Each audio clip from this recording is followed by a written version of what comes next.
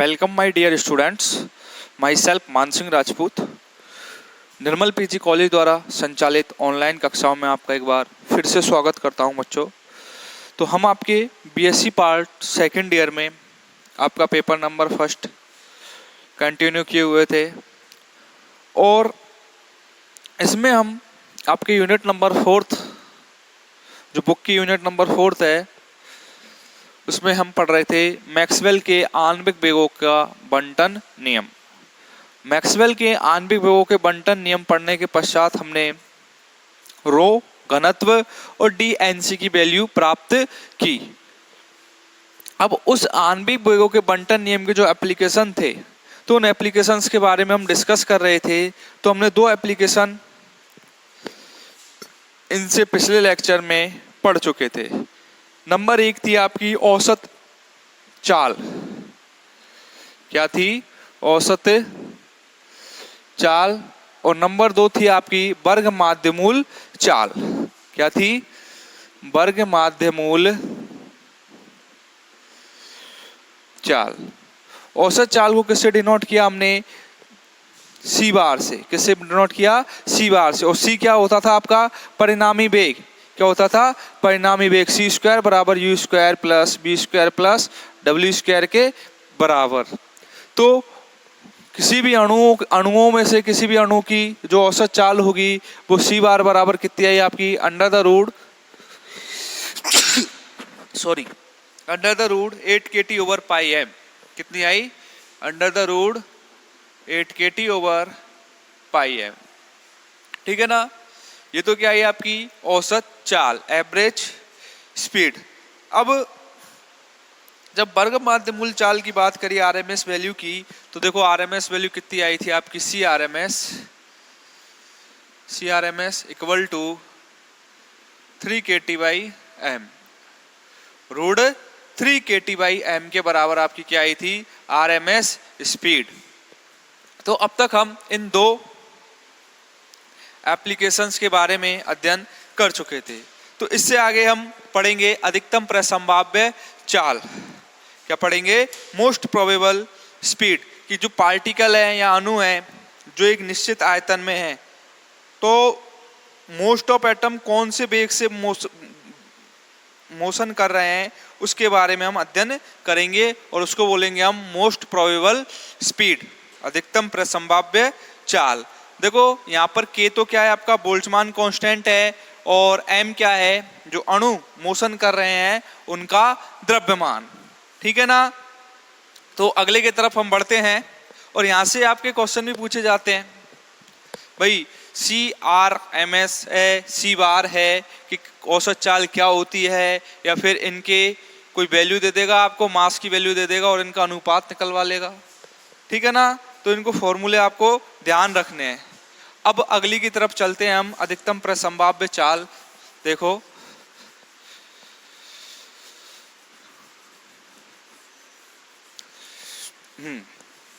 Number 3, application number 3 है आपकी अधिकतम प्रसंभाव्य चाल, मोस्ट प्रोबेबल स्पीड। अधिकतम प्रसंभाव्य चाल, अधिकतम प्रसंभाव्य चाल।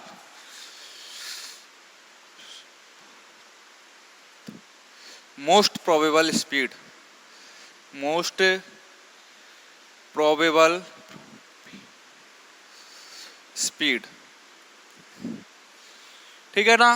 तो अधिकतम प्रसंभाव्य चाल, मोस्ट प्रोबेबल स्पीड किस प्रकार डिफाइन की जाएगी उसके बारे में हम अध्ययन करेंगे इस लेक्चर में। तो देखो अधिकतम प्रसंभाव्य चाल का मतलब क्या है कि मोस्ट ऑफ एटम्स, निश्चित आयतन में मोस्ट ऑफ एटम जिस स्पीड से लगातार मोशन कर रहे हैं उस स्पीड को क्या बोलेंगे हम? Most probable speed. तो देखो डेफिनेशन क्या हो जाएगा इसका? किसी निकाय में सर्वाधिक अणु, किसी निकाय में सर्वाधिक अणु किसी निकाय में सर्वाधिक अणु जिस चाल से गति करते हैं, जिस चाल से गति करते हैं, किसी निकाय में सर्वाधिक अणु, मोस्ट ऑफ एटम्स जो हैं, मोस्ट ऑफ एटम जिस चाल से गति करते हैं उस गति को हम क्या बोलेंगे, मोस्ट प्रोबेबल स्पीड करते हैं, उसे अधिकतम प्रसंभाव्य चाल कहते हैं। उसे अधिकतम प्रसंभाव्य चाल, उसे अधिकतम प्रसंभाव्य चाल कहते हैं। गणितीय रूप में देखो, मैथमेटिकल फॉर्म में कैसे लिखेंगे, गणितीय रूप में, गणितीय रूप में अधिकतम प्रसंभाव्य चाल, अधिकतम प्रसंभाव्य चाल, इन मैथमेटिकल फॉर्म कैसे डिफाइन करेंगे हम अधिकतम प्रसंभाव्य चाल को, CRMS जो C बराबर CM पर, C बराबर CM पर, C क्या है आपकी परिणामी चाल, और किस पर देखेंगे, मोस्ट प्रोबेबल, भाई मोस्ट प्रोबेबल जहां पर ज्यादा एटम्स एक ही स्पीड से क्या कर रहे हैं, मोशन कर रहे हैं। तो देखो एक बार एक ग्राफ देखना आप, एक ग्राफ डिनोट करेगा तीनों वेलोसिटीज को, वो तीनों स्पीड्स को, C बराबर CM, CRMS और एवरेज स्पीड। तो देखो ये तो कहलाएगी आपकी एवरेज स्पीड C, ये कहलाएगा आपका C बराबर CM मोस्ट प्रोबेबल, और ये कहलाएगा आपका CRMS, ठीक है ना, क्या कहलाएगा, CRMS।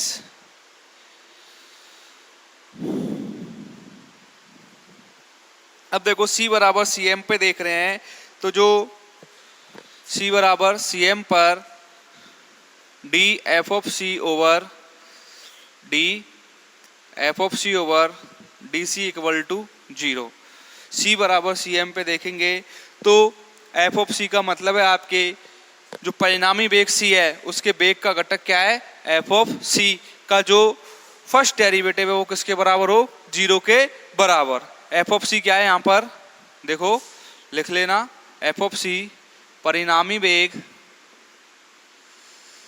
जैसे F(U), F(B) और F(W) थे, परिणामी वेग C का वेग का घटक, C का वेग का घटक, okay, dF(C) over dC equal to 0। तो देखो क्या हो जाएगा, d ओवर dc, F(C) क्या हो जाएगा आपका, F(C) पहले लिख देता हूं, जहां F(C) हम पहले निकाल चुके हैं, जहां F(C) आपका क्या प्राप्त हुआ था आपको, 4 पाई n small b over pi की पावर 3/2 e की power minus BC square, e की पावर माइनस BC स्क्वायर और C स्क्वायर के बराबर, ठीक है ना। ये आपकी F(C) की वैल्यू आ गई। अब देखो इस वैल्यू को उठा के कहाँ रख दोगे आप, इस समीकरण के अंदर, ठीक है ना। और देखो ये F(C) आया कैसे, जैसे आप टोटल नंबर ऑफ एटम देखते थे, N(C) बराबर किसके बराबर होता था, N F(C) DC के बराबर। तो F(C) क्या हो जाएगा आपका, यहाँ से NC ओवर N और DC, ठीक है ना। तो NC की वैल्यू पुट कर दोगे तो ये NDC कैंसिल आउट होकर जो वैल्यू मिलेगी वो किसकी मिलेगी, FC की। जैसे आपने FU निकाला था, क्या निकाला था, FU, तो ये वैल्यू वहां से निकली है, आप कंफ्यूज मत होना कि ये वैल्यू हमारे डायरेक्ट कहां से आ गई। देखो DC से DC कैंसिल आउट हो गया, N से N कैंसिल आउट हो गया, ठीक है ना। तो देखो अब ये वैल्यू उठा के यहाँ रख दो इस समीकरण के अंदर, तो देखो क्या हो जाएगा, D over D C F C की पूरी वैल्यू रख दो 4 pi N B over pi की पावर 3/2 सी स्क्वायर और ई की power minus B C square equal to 0। यही हो जाएगा वैल्यू।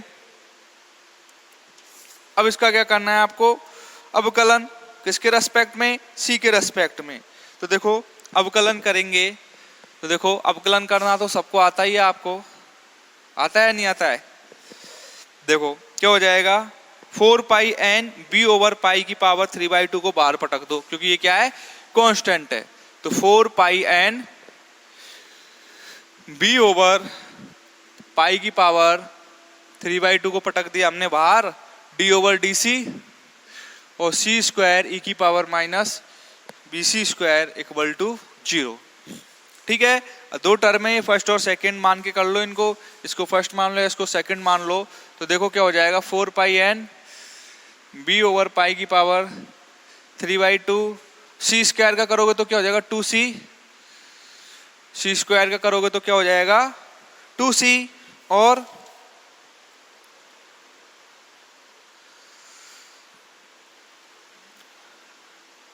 ई की power minus B C square 2c E की power minus B C square 2c D सी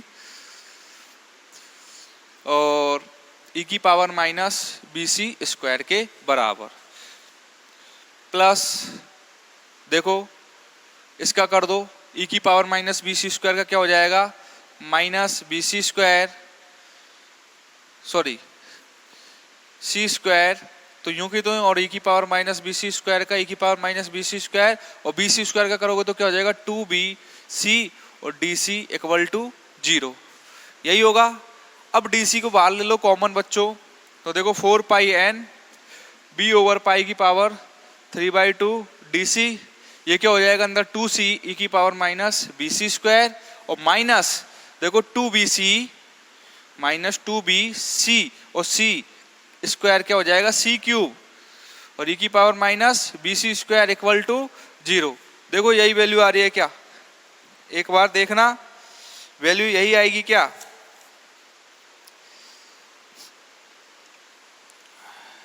तो देखो जो भी चीज कॉमन आ रही है उनको कॉमन लेके बाहर पटक दो, 4 pi N B over pi की पावर 3/2। अब देखो 2c 2bc सॉरी 2c और 2c यहाँ से कॉमन आ रहा है, ई की power minus B C square common और क्या आ रहा है कॉमन 2c, ठीक है, और कॉमन क्या आ रहा है 2c और अंदर क्या बच जाएगा, देखो यहाँ पे 1 minus B C square equal to 0। यहां तक संतुष्ट हो सभी। अब ये वाली जो टर्म है ये नॉट इक्वल टू 0 होगी, बाहर वाली टर्म इसको क्या मान लेता हूं, कोई नियतांक मान लेता हूं कैपिटल ए, तो ये हो जाएगा capital A 1 minus B C square equal to 0।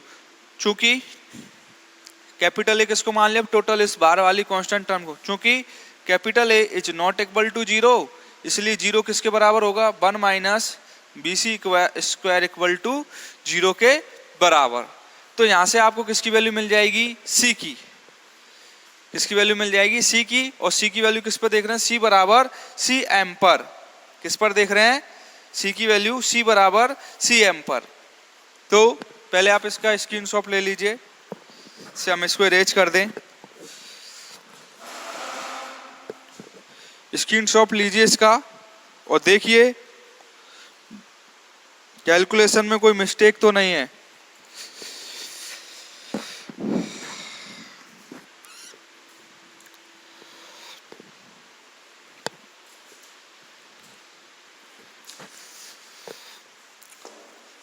देखो यहां से c की वैल्यू क्या हो जाएगी 1 minus B C square equal to 0 के बराबर है, तो c क्या हो जाएगा यहां से under the root 1 over b, under the root 1 over v।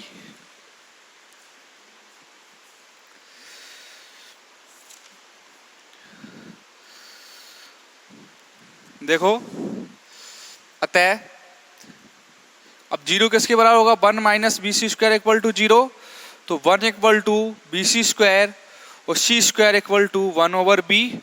तो सी की वैल्यू क्या हो जाएगी आपकी, 1 over under the root B. और बी क्या था आपका नियतांक, बी क्या था आपका कांस्टेंट। और ए और बी की जब हमने वैल्यू निकाली थी तो बी की वैल्यू क्या आई थी आपकी 2mn ओवर के। क्या वैल्यू आई थी 2 kT ओवर m। बी की वैल्यू क्या आई थी 2 kT ओवर m के बराबर। b की वैल्यू यहाँ पे सब्स्टिट्यूट कर दो तो देखो c की वैल्यू क्या हो जाएगी, c बराबर cm पे देख रहे हैं तो इसको क्या बोल सकते हैं cm मोस्ट प्रोबेबल स्पीड। तो ये हो जाएगा आपका 1 ओवर 2 kT ओवर m की power half, m over root 2 kT।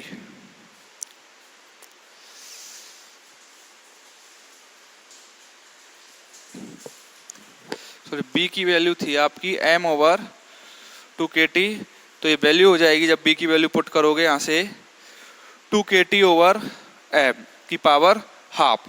तो आपकी मोस्ट प्रोबेबल स्पीड क्या आ गई, मोस्ट प्रोबेबल स्पीड क्या हो जाएगी cm equal to 2 kT over m की पावर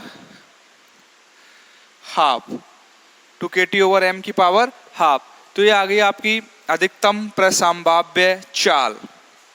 क्या मिल गई आपको, अधिकतम प्रसंभाव्य चाल किनकी, जो अणु हैं एक निश्चित आयतन वाले पात्र में उनके लिए। अब आपको अधिकतम प्रसंभाव्य चाल मिल गई और CRMS वैल्यू है, एवरेज वैल्यू है, तीनों वैल्यू हैं।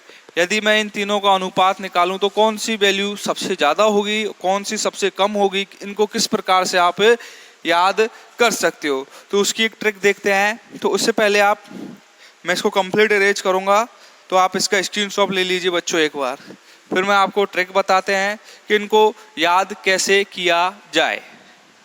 ठीक है, एक बार स्क्रीनशॉट लीजिए इसका जल्दी से।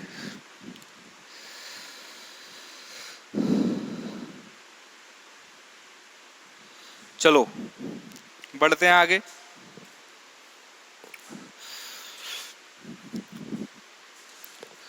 देखो कंप्लीट अरेंज कर रहा हूं मैं इसको।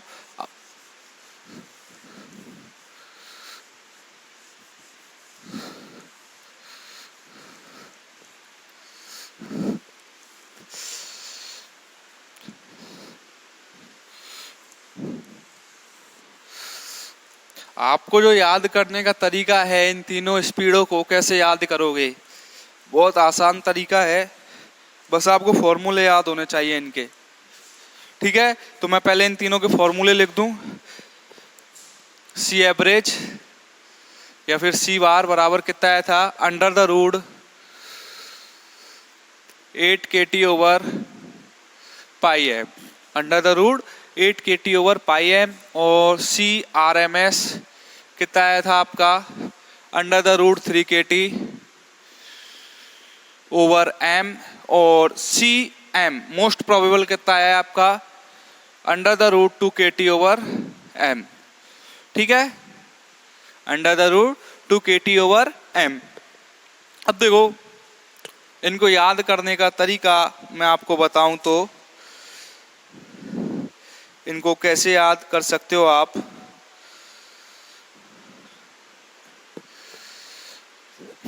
देखो बहुत अच्छी ट्रिक है। देखो ये ध्यान रखना, RAM राम, क्या RAM राम। R का मतलब है RMS स्पीड, A का मतलब है एवरेज औसत और M का मतलब है मोस्ट प्रोबेबल स्पीड। अर्थात इनका बढ़ता हुआ क्रम है कि सबसे बड़ी स्पीड कौन सी होगी, पहले RMS स्पीड, उसके पश्चात एवरेज स्पीड, उसके पश्चात सबसे छोटी कौन सी होगी, मोस्ट प्रोबेबल स्पीड। तो देखो R इसकी बात कर रहा हूं मैं, अर्थात CRMS is greater than C average is greater than C most probable. ठीक है, अर्थात किस प्रकार लिख सकते हो इसको, RMS स्पीड कितनी है, देखो बच्चों 3 kT/m under the root 3 kT/m is greater than under the root 8 kT/m is greater than under the root 2 kT/m। तो इनको याद करने का वे आपका क्या है, ट्रिक क्या है, RAM, राम। ठीक है ना, कौन सी ट्रिक है, RAM, राम। और ये क्या दिखा रहा है, इनका बढ़ता हुआ क्रम। नहीं तो ऐसे याद रख सकते हो, देखो फॉर्मूले याद ना हो तो देखो सी से कौन सी वैल्यू दे रहा है, ओनली डिजिट याद रखते हैं, 3, 8 और ये 2। तो कैसे याद रख सकते हो, 3, 8, 2 की सहायता से 3 kT/m। और इसमें बस क्या ध्यान रखना है, नीचे क्या आएगा, पाई। 3 kT/m under the root 8 kT/m और 2 kT/m। तो आप इनको RAM, राम, या फिर आपकी जो वैल्यू है 382, इसकी सहायता से याद कर सकते हो। कर सकते हो या नहीं कर सकते हो, राम या फिर आपका 382। ठीक है, तो ये थे आपके वो जो मैक्सवेल के आणविक वेगों के बंटन नियम थे, उनकी अनुप्रयोग। क्या थे, मैक्सवेल के आणविक वेगों के बंटन नियम के अनुप्रयोग। इससे आगे बच्चों हम इनके ऊपर यदि कोई न्यूमेरिकल क्वेश्चंस देखें और इनकी यदि मैं आपको वैल्यूज बताऊं, तो देखो सी, इनका अनुपात निकाल के बताऊंगा आपको कि CM मोस्ट प्रोबेबल अनुपात, C बार एवरेज अनुपात और C RMS। तो इनकी जो एवरेज वैल्यू आएगी वो कितनी आएगी, देखो इसमें KT/m तीनों में से कैंसिल आउट हो जाएंगे। तो under the root 2 C bar under the root 8/पाई और ये अंडर द रूट 3।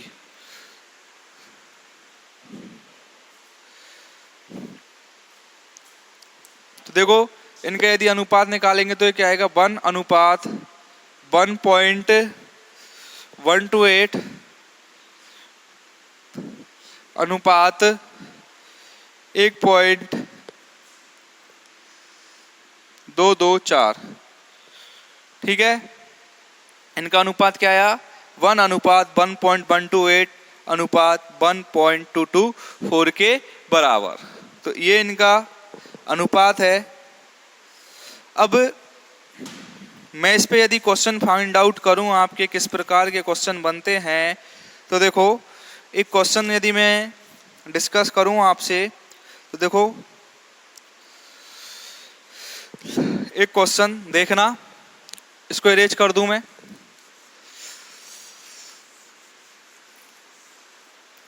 आपको पता होना चाहिए इन पे किस प्रकार से हमारे क्वेश्चंस बनते हैं। तो देखो फॉर एग्जांपल क्वेश्चन, देखो क्वेश्चन क्या दिया हुआ है आपका, उस ताप की गणना कीजिए जिस पर, लिख दूं, उस ताप की गणना कीजिए जिस पर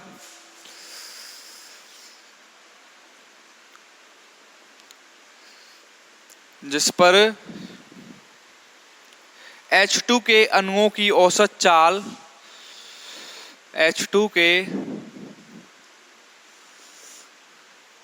अणुओं की औसत चाल, H2 के अणुओं की औसत चाल, N2 अणुओं की, N2 अणुओं की, N2 अणुओं की 40 डिग्री सेंटीग्रेड पर, 40 डिग्री सेंटीग्रेड पर औसत चाल के बराबर होगी। सेंटीग्रेड पर औसत चाल के बराबर होगी। H2 व N2 के अनुभार क्रमशः H2 व N2 के अनुभार क्रमशः 2 and 28 2 और 28 हैं। तो देखो सबसे पहले क्वेश्चन रीड कीजिए, क्या पूछा गया है कि टेम्परेचर पूछा गया है जिस पर H2 के अणुओं की औसत चाल N2 के अणुओं की 40 डिग्री सेंटीग्रेड औसत चाल के बराबर होती है। तो औसत चाल की बात कर रहा है बच्चों ये सॉल्यूशन।